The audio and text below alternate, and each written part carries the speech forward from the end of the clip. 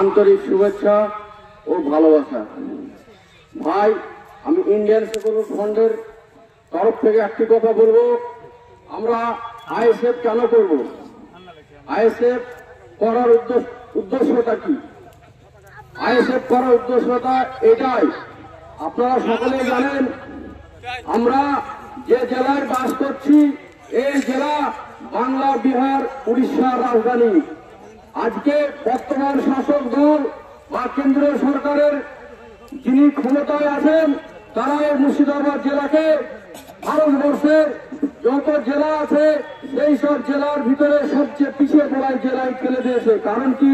মুর্শিদাবাদের মানুষ সংখ্যালঘু এবং দলিত, আদিবাসী ও ওবিসি হিন্দু ভাইয়ের বসবাস বেশি।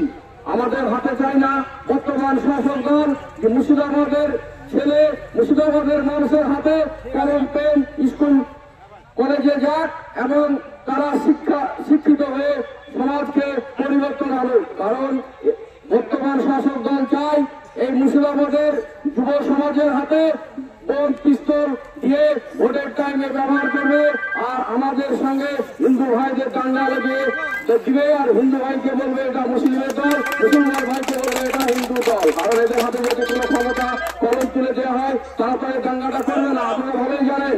যাই হোক, 2021 সালে 21শে জানুয়ারি 2023 সালে 21শে জানুয়ারি ধর্মতলায় আমার ছোট ভাইজান যে সভাটি করেছিলেন ওই সভায় আমি উপস্থিত ছিলাম পার্টির প্রতিষ্ঠাতা দিবস উপলক্ষে। সেদিনকে আমার ভাইজানকে ধর্মতলায় যখন অ্যারেস্ট করে নিয়ে লালবাজারে নিয়ে যাওয়া হয়, লালবাজারের গারদে ভরে বর্তমান শাসক দল মাননীয় মুখ্যমন্ত্রী বিভিন্ন এজেন্টের মাধ্যমে, বিভিন্ন প্রশাসনিক আধিকারিকের মাধ্যমে তার উপরে প্রেসার সৃষ্টি করে বলেন আপনি আইএসএফ দলটিকে ছেড়ে দিয়ে আমাদের টিএমসি ঝান্ডা ধরে টিএমসিতে যোগদান করে আপনার ভাইয়ের যে নলেজ সিটি আছে, নলেজ সিটি করতে কোটি কোটি টাকা লাগবে, আমরা দেব আপনার ভাইকে, আপনাকে দিল্লিতে এমপি হিসাবে পাঠিয়ে দেবো এবং বর্তমান শাসক দলের রাজ্যসভায় আপনাকে মন্ত্রী করব।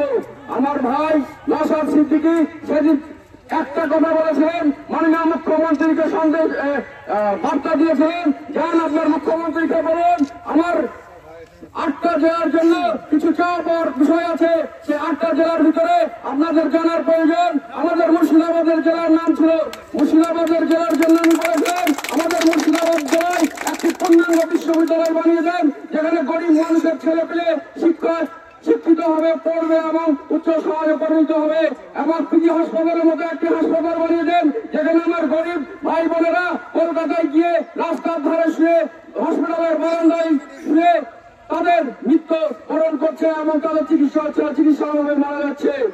তাছাড়াও উনি একজন ভাঙড়ের বিধায়ক, তিনি আমার মুর্শিদাবাদ জেলার কথা কেন বলছেন? তিনি চাই আমাদের পিছিয়ে পড়া সমাজ, দলিত, আদিবাসী, হিন্দু, ওবিসি, সংখ্যালঘু ভাইরা যারা বিভিন্ন প্রকল্প থেকে, বিভিন্ন সরকারি প্রকল্প, চাকরি থেকে বিভিন্ন ধরনের প্রকল্পে পিছিয়ে আছে, তাদের ন্যায্য অধিকার তাদের হাতে তুলে দেওয়ার জন্য এই ইন্ডিয়ান সেকুলার ফ্রন্ট আমার প্রিয় ভাইজান মোহাম্মদ আব্বাস সিদ্দিকী ও ছোট ভাইজান মোহাম্মদ নওশাদ সিদ্দিকী প্রতিষ্ঠাতা করেন। ভাই যারা শুনছেন, সামনে লোকসভা ভোট, এই লোকসভা ভোটে যে ভোটটা আমরা বিগত পঞ্চায়েত ভোটে করেছি বা বিগত 21 সালে যে আমাদের এমএলএ ভোটে, বিধানসভা ভোটে করেছি, এই ভুলটি করবো না। মনে রাখতে হবে পঞ্চায়েত ভোটে যেভাবে আমাদের মূল্যবান ভোটটিকে এই শাসক দল লুট করেছে তার উপযুক্ত জবাব আমরা সামনে লোকসভা ভোটে দেবো।